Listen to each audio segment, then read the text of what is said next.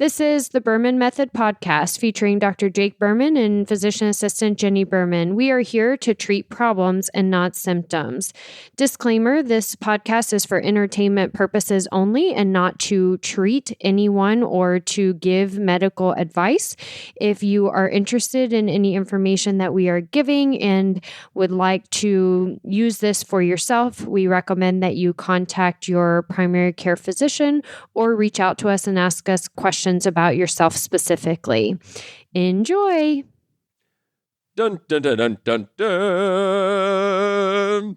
And we're rolling with the Berman Method Podcast. Dr. Jake Berman here with my beautiful co-host, Jenni Bear Berman. Physician assistant. Certified. We are David going against Goliath. Goliath, the corporate medical system. We do not believe the corporate medical system or big pharma has your best interests in mind. We believe that they are focused on client retention, not curation. Don't believe that? Try to find one single pharmaceutical that doesn't have at least one side effect that requires another pharmaceutical to treat that symptom or side effect. Correct. Yes? That is a true statement. And that is not what we're in for. We are here to treat problems and not symptoms. Yeah, it's a broken system, right? Ounce of prevention is way better than a pound of curation, right? Correct. Yeah. So today, what are we in, October? Wow. This is fun. It's coming up quick. The holidays are here. I cannot wait to hear the flood of excuses coming in the doors over the next couple of weeks. Oh no, I got to reschedule that physical therapy appointment because I'm traveling or no, this is my favorite one. I have family in town. I have family in town. Drives me absolutely bonkers. So let me get this right, Bob. Your family doesn't care about you so much that they would rather you spend 24 hours a day, 7 days a week with them, opposed to taking 90 minutes out of one day to go make your life better? Is that what you're trying to tell me, Bob? Right. Especially when they're here for several days or weeks. No, I can't come. I've got family in town that week. Really? You can't get away for 90 minutes. Right. Or less even. If it's a virtual appointment, it's even less. You know what I guarantee you is Sally is not rescheduling her hair appointment, right? It's probably true. Yeah. Sally might reschedule her physical therapy appointment because she's got family in town, but family can wait for her hair appointment, right? Well, the hair appointment will take her 2 more months to get in, so she can't reschedule it. Yeah, it's non-negotiable. It's just a priority. Yes. I hope you guys are laughing listening to this because it's kind of tongue-in-cheek, but at the same time, it's reality. It's coming.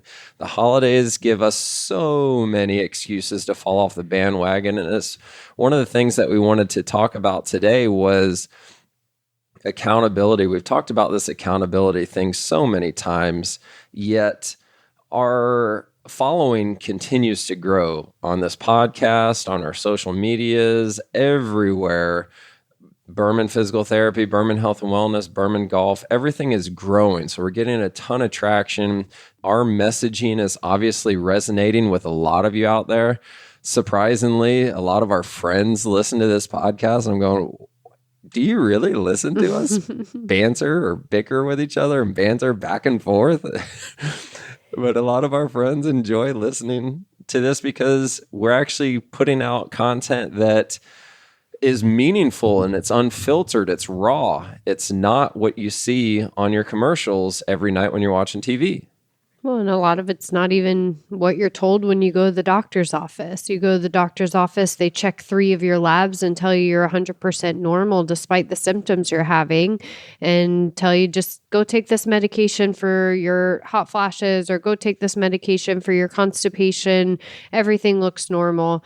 Or if you're trying to lose weight, go take this prescription medication as an appetite suppressant, or better yet, eat less and move more. Good luck. See ya. Your labs are normal. It's not a thyroid issue. But that's not it. That's not it at all. Or in your case, back pain, go get an MRI. Well, what good's that going to do other than surgery? Yeah, and it's funny you say that because I'm back in the treatment room now full time, and I haven't been in the treatment room full time in a couple of years now. And the more that I'm talking with my clients on a day-to-day basis, it is just mind-boggling how many of them are coming to their appointments after going to a physician or a surgeon saying, yeah, I think I'm going to get an MRI. And I'm going, for what? And they're like, well, I just want to be sure. I'm like, do you want to have surgery? And the answer is always the same. Absolutely not. I will do anything to avoid surgery. And I'm like, well, why are you going to get an MRI? Because statistically speaking, this is objective studies that have been going on for the past 20 years. People who have gotten MRIs are highly more likely to have a negative outcome and require surgery or go through surgery than people that don't get an MRI. This is statistics. This is not skewed data. This is not from big pharmaceutical companies trying to skew data. These are systematic studies, really good studies looking at people who have gotten MRIs versus people who have not gotten MRIs. And the ones that get MRIs are highly more likely to end up having surgery. So why are you getting one? Right.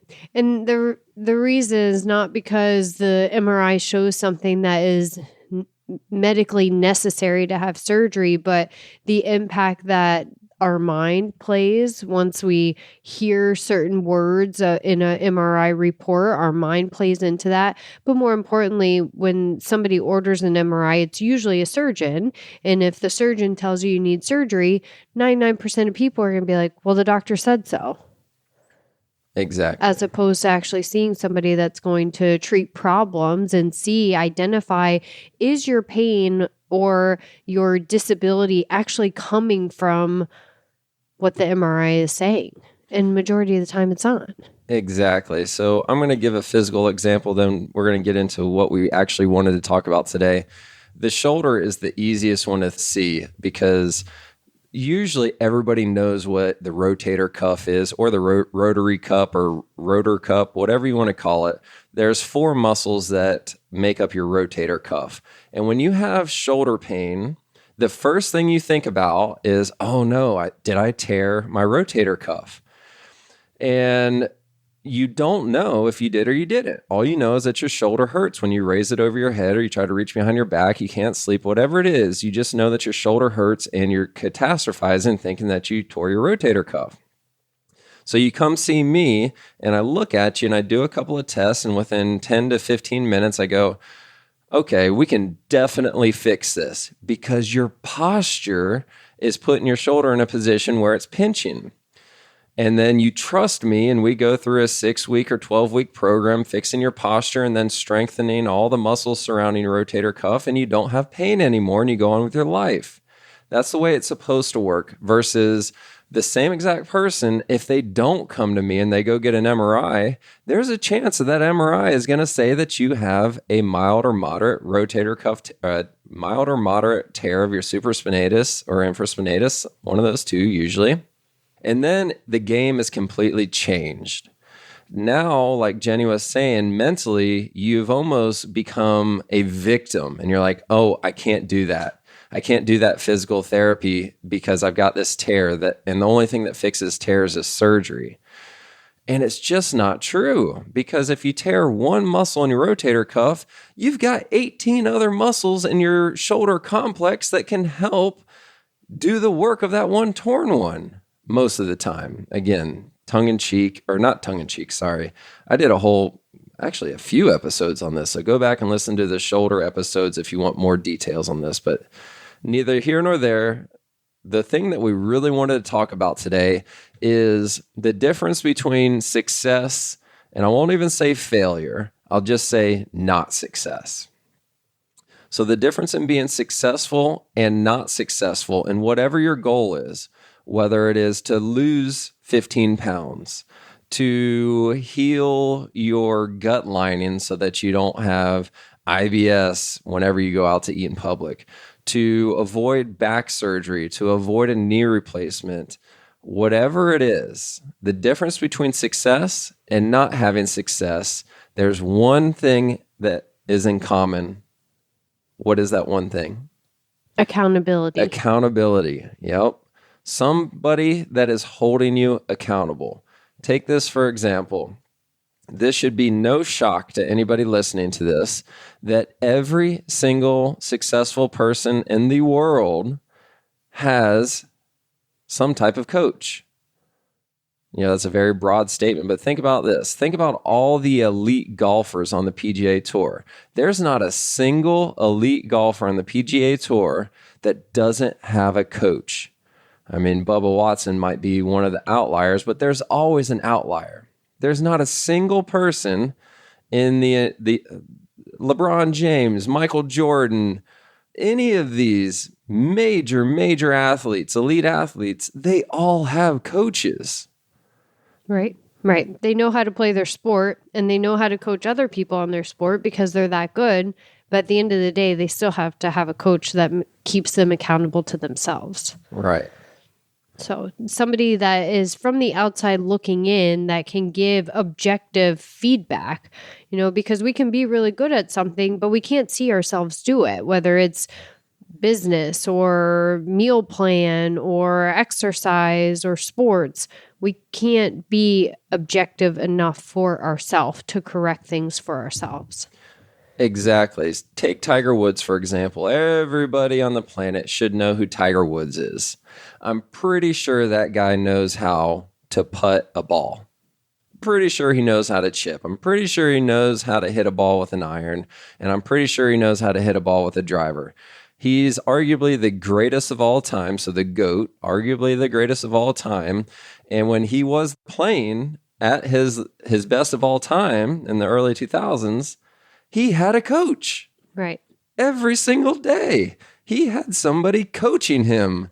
And he was playing the best out of any golfer in the history of golf. And he still had a coach. Right. And it doesn't just have to be on something that you already are successful at. We, coming from the wellness side, have tons and tons and tons of very successful clients. They are entrepreneurs. They are business owners. They are CEOs, CFOs, they're very successful in what they do as far as the business world, but they struggle in another area. And that area that they may struggle in is getting the right macronutrients, proteins, carbs, and fats in their diet, staying consistent with a meal plan, staying consistent with movement and exercise, keeping on track with their gut health. That's the area they struggle because they put so much time and energy into the other areas of their lives where they enjoy it, where they are successful. So they need the help and the accountability for this other area of their life that they are not as successful. And that is normal. Exactly. And it should be expected because think about it. If Michael Jordan couldn't be as good as he was, if Tiger Woods couldn't be as good as he was without a coach, what chance do you think that you have, the listener listening to this podcast right now, what chance do you think you have at being successful on your own? Now, let's use diet for an example. If we go on the very, very superficial level, it's no secret, right? If you want to lose weight, calories in must be less than calories out. That is a very blanketed statement. Of course, we can go down a rabbit hole on why that's not always true. But in general, if you want to lose weight, you must be in a calorie deficit. So if you're eating 2,000 calories a day, you better be burning 2,001 calories a day if you want to lose weight. Technically 2,500. Okay, of course, you're going to get a technicality on me. You have to be in a calorie deficit. Correct. It's no secret. Yes. So why on earth would anybody pay you thousands of dollars to help them lose weight? The accountability factor. Yes, because you know that if you have to answer to Jenni on Monday morning, when Saturday night rolls around and pizza is coming to the table, you're out with your friends and a giant massive, massive, juicy, fat-filled pizza comes to the table, you might think twice about eating 4 slices, right? You might only have 1 because you know that you have to answer to Jenni on Monday. Right. And it's not that you don't know that you shouldn't eat it. We all know that we shouldn't eat a whole pizza, or at least you should know that, even though I did eat almost a whole pizza this weekend because you were gone. I was by myself. Mm-hmm. It was glorious. Mm-hmm. But you know that you shouldn't. Right. Right? Right. So you're paying for the accountability. Right. And yes, the accountability is a huge factor. But again, the guidance of the outside looking in, having someone else to look at the data and give you the objective view so that you can see it yourself as well, because you won't see it yourself. It's so rare. I can't see myself. So I will humbly say that I can look at pretty much anybody and say, okay, you've got this weakness over here. This is not moving better. That's the reason why this pain is occurring. So it's just simple to me. Maybe borderline easy. It's definitely simple, close to easy, just because I've been doing it for so long and I became obsessed with trying to figure out what is the real root cause of pain. So it's easy for me. Yet when I'm having issues myself, when my back gets a little tweaky or tight or funky, I can't figure out why it's happening. So I'll say, Jenni, what am I doing wrong with my squat? Or I'll go into the office and I'll ask somebody on my team, what am I doing wrong here? Or quickly, give me a test and see which muscle is not doing its job. And I'll tell everybody listening and I'll preach it to the world. I have never ever been right in my guess in what I thought was not firing. For yourself. For myself. Right. Yeah, I couldn't figure it out myself because I am too subjective to be objective. We are all too subjective to be objective. Right. And we've talked about that with our own kids' health. We are all into figuring out other people's health issues, but when it comes to our kids, we are too close to the situation. So we consult other professionals to be able to help us with our own kids' health. And, that's not even our own body, but we're still too close to the situation. Exactly. Let's use this analogy real quick. It's custom in America to have an annual checkup. You go to your primary care physician and you have an annual checkup after, I don't know, what is it, after age 40 or something is the norm, right? I guess. Whatever it is, it's just a normal thing to have an annual checkup. You go to your primary care physician, you get some blood work done, and they go over a couple of markers and say, yep, your cholesterol's high, but it's not too high. You're doing okay. Your blood pressure's okay. Your weight's getting a little higher there, so your BMI is getting a little high, but you're okay, right? Right. Same thing is true for your car. You would never, ever, ever think about driving a brand new car off the car lot and not changing the oil until the engine blew up. You wouldn't think about that. It's just a normal part of adulting and owning a vehicle. Every 3,000 to 8,000, depending on what kind of model or what kind of car you have, you better go change the oil, because if you don't change the oil, something bad is going to happen. Right. But when it comes to our own bodies, our physical bodies, there's no checkups.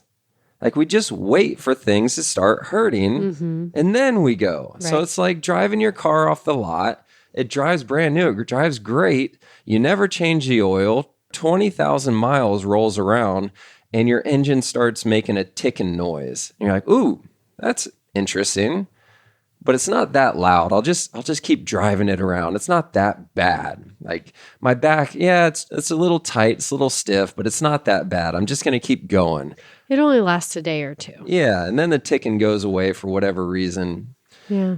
Then the next thing you know, a month later, it is not a tick anymore in the engine. It is now a knock. And when you hear that knocking, you're going, oh boy, we've got a problem with this engine. I better get into the dealership. That's the same thing with your back. I used to get stiffness first thing in the morning, but it would just go away. Now I bent over to pick up a pencil and it just locked up on me. Oh boy, something bad just happened. Right. Right? Why do we wait for that to happen? Right. Yep. I agree. And why do we wait for our blood sugar to become the pre-diabetic range when you've been insulin resistant for 10 years before you became a pre-diabetic? Because I didn't know. Yeah. Or I didn't know I should do anything about it because my primary care said, well, your your numbers are a little high, but they're okay. And they check them once a year, if they even check it. So to your point, we should be doing quarterly check-ins on our health.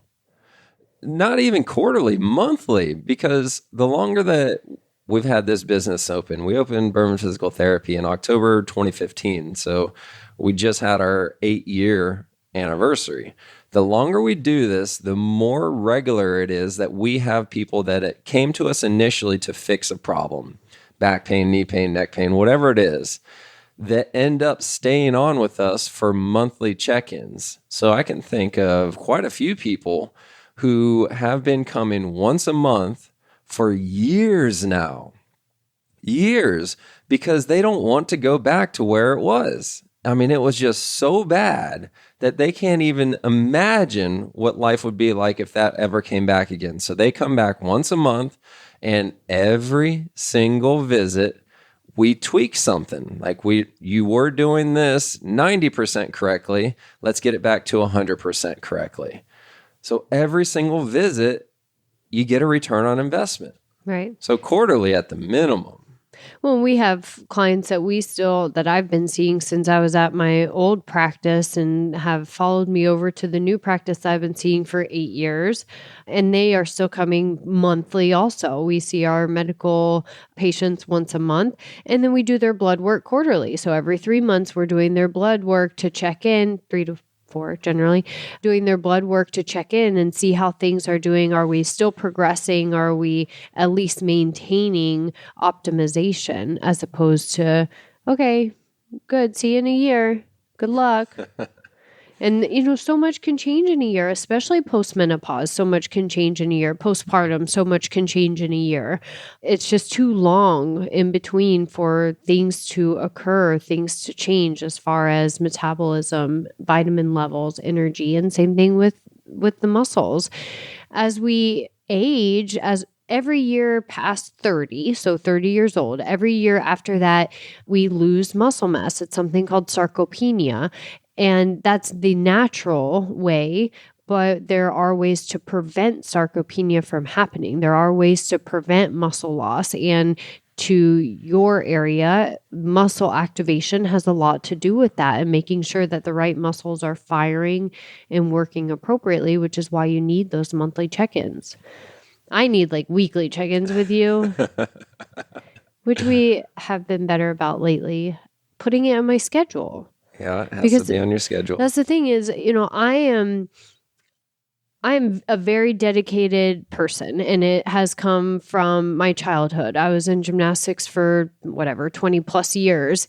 And so I had to be dedicated. I had to have perseverance. I learned what those things meant just by the amount of time that I spent in a gym, the amount of times I failed in the gym and had to show up and try again, the time management I had to have in order to get everything done. You have to be determined.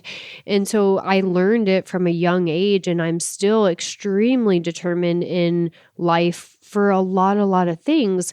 But I have to have things on my schedule or I'm not going to do it. And so specifically, we work out every single morning at 5:00 in the morning, but to go back and do my PT exercises to make sure my glutes are firing, to make sure my oblique muscles and my core muscles are firing after having 2 C-sections, I have to schedule it on my calendar to go downstairs to the PT office and to do it, or I'm just not going to. And so that's the one area that I really need the accountability and the check-in for.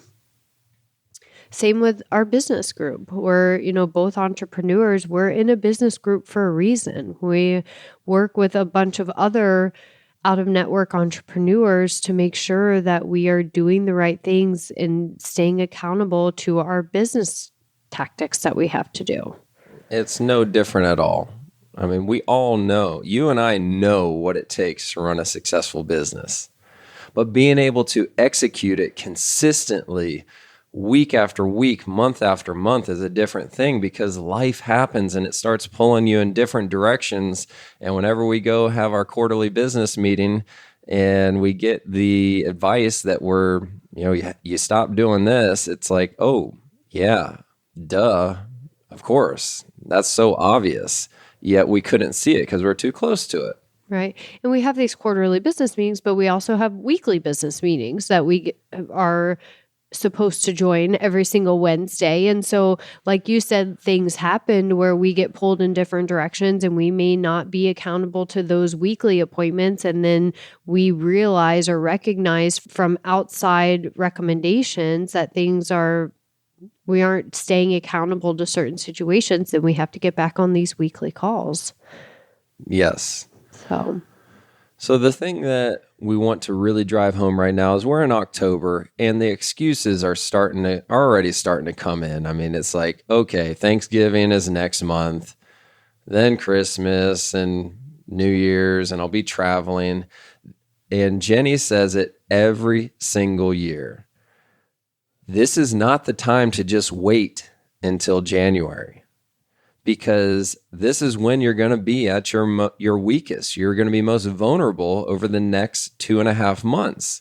So that's when you really need the coach the most. That's when you really need the accountability the most, because if you think about it this way, let's use broad numbers. If somebody does not choose to work with you, Jenni, through Thanksgiving and Christmas, and they say, I'll just wait to get started in January, let's say that person gains another 5 pounds over that 2.5 months. correct. How much longer is it going to take them to reach their goal once they start in January? If we start with a 12-week program, the original goal is to lose 10 pounds, right? So I want to sign up with Jenni to lose 10 pounds, but I'm not going to sign up with Jenni until January because I know that it's going to be hard. I got Thanksgiving and Christmas and all these holiday parties. To travel, family's coming in town. Oh yeah, family's coming in town, so I can't take a 20-minute break to get jump on a quick Zoom call. So if they want to lose 10 pounds, and they sign up for a 12-week program, but they're not going to do it till January. Then they go through the next 2.5 months and they gain another 5 pounds. So now in January, they don't want to lose 10. Now they want to lose 15. What's the chances that they'll be successful in 12 weeks? Less likely to hit that 15-pound goal. Doesn't mean it can't happen, but or it's just way harder. It is. Realistically, it would take you another 4 to 5 weeks. Yes. So it's not that it's unrealistic. It's just that you have to work so much harder because you didn't stay accountable. Now, here's the thing that's important. Let's say you sign up with Jenni now and you stay with her through the holidays. Instead of gaining 5 pounds, what if you only gain 2? Or what if you maintain? No, or what if you lose? Because it's all possible. It is possible. What I'm trying to say is, what if you don't gain 5? And what if you only gain 2? It's a win. Right? So now January rolls around and we wanted to lose 10 initially, but now we have to lose 12. Right. So now it's way more likely and not as hard that you're going to reach the goal because you were accountable for the past 2 months versus saying, screw it. After New Year's Eve party, we'll get on the bandwagon. Right. Well, and what also is occurring when you gain that next 5 pounds, what also is occurring within the body? I mean, think about 5 more pounds on your joints. We are all built with the same skeleton. So, a skeleton, my size, so 5'6" skeleton with 200 pounds versus 120 pounds, it does a lot on your joints. Speaking of that, I think we should go even bigger. So Jenni's same 5'6" skeleton with 120 pounds on it. Imagine the same skeleton with 300 pounds on it. Oh. It's not funny. It's funny when you think about it because everybody likes to think that bigger people have different skeletal structures. They don't. It's true. It's the same exact skeleton. The same skeleton. It puts so much stress on your joints, on the cartilage, so your cartilage isn't able to keep up. The impacts that it has on mental health is huge because, well, we don't need to get into it. But at the end of the day, we're never going to be motivated 100% of the time. That's the bottom line. So if we're not motivated 100% of the time, we have to have someone else to help us to stay determined, disciplined, and accountable. Almost every single morning that I go to the gym and you work out at home, I get to the parking lot at 4:48 or 5 o'clock. I think about it every morning. What if I just sat here? What if I just took a 20-minute nap real quick in the parking lot? And I've never done it. And there's one reason why. Because, well, there's two reasons. One reason is, well, that's not fair to Jenni because Jenni is back at home working out in the barn, sweating. So she would much rather be here than me sleeping in my truck. But number two is, then I have to work out with Jenni on Sunday. And she'll know that if I'm not doing as good as I should be doing on Sunday because I didn't do what I should have done during the week. So Jenni's holding me accountable. Right. And you come home and I'm like, how's your workout? You can't lie. No, I tell you the truth every time. Yeah. So. It was successful today. Or it was good enough. So yes, just having somebody to hold you accountable to whatever your goals are. And even if you are successful, keeping someone accountable there on a monthly check-in to make sure we are progressing and not regressing. Yes, love it. Let's end it with that. You'd never drive a brand new car off the lot and wait for it to start making noise before you went and had it serviced or changed the oil. So why are you doing it with your bodies? Call me, get in, do a checkup. I can guarantee you, I don't ever guarantee things, but I can guarantee this one. I guarantee you that I will find something that you could be doing better. Exercise-wise, whatever you're doing, I guarantee you that it will not be a waste of your time and I will find something that you can do better. Right? Boom. Mic check or mic drop. Mic check. Mic drop. Cool. All right. Like, subscribe, share this with somebody that you know is going to go off the bandwagon. And thank you for listening. Ciao for now. Thank you for subscribing on your social media and podcast platforms to the Berman Method. Dr. Jake Berman with Berman Physical Therapy and Jenni Berman, Physician Assistant with Berman Health and Wellness. You can find more information on our website, www.bermanpt.com for physical therapy, bermanpt.com/wellness for the health and wellness. You can also find us on social media, Facebook, Instagram, and on your podcast platform. So be sure to follow us, like us, subscribe to us. And if you would like any further information, definitely visit our website and reach out to us. You may also find our free reports on the websites as well, where you can download this free information for yourself. Have a great day.